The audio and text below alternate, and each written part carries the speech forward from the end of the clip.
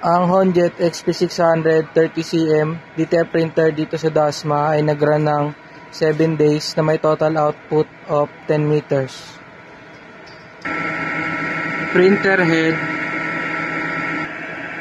capping, head clean,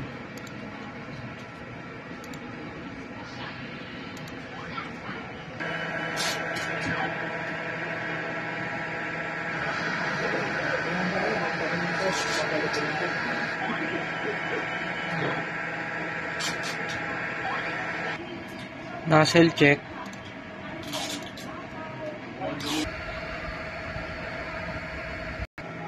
ang ink system ay nasa tamang level lamang.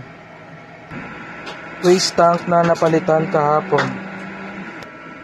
Used ink, unused ink, ABR. Ito naman po ang aming daily output.